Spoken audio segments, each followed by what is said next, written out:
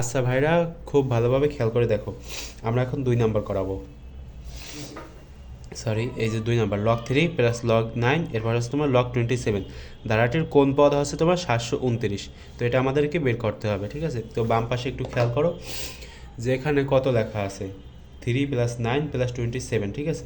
তো এটা কী ধারা বলো তো? এটা কিন্তু সমান্তর ধারা না। কারণ এই দেখো, এই যে 9 থেকে 3-এর যে ডিফারেন্স সেটা হচ্ছে তোমার 6, আর 27 থেকে 9-এর যে ডিফারেন্স সেটা কিন্তু আরও বেশি। তো যাই হোক, সেটাও কোনো বিষয় না, আমরা বুঝে গেছি এটা হচ্ছে গুণোত্তর ধারা। তো যাই হোক, এই দেখো, আমরা যদি 9-কে 3 দিয়ে ভাগ করি তাহলে হবে উত্তর হবে 3, আর 27-কে যদি 9 দ্বারা ভাগ করি তাহলে হবে 3। তার মানে কি বলো তো?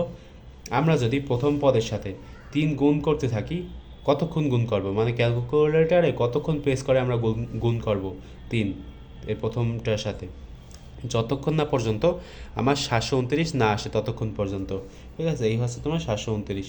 তো দেখো, প্রথম পদের সাথে যদি আমি 3 গুণ করতে থাকি, তো 3 গুণ 3, একবার প্রেস করলাম আসছে 9, তো গুণ করলাম আবার 3, তো আবার প্রেস করলাম, 2বার প্রেস করলাম, 3বার, 4বার, 5বার, তো 5বারে কিন্তু কত আসছে 729। তার মানে আমাদের কিন্তু 729 আনারই কথা ছিল। তো 729 এসে গেছে।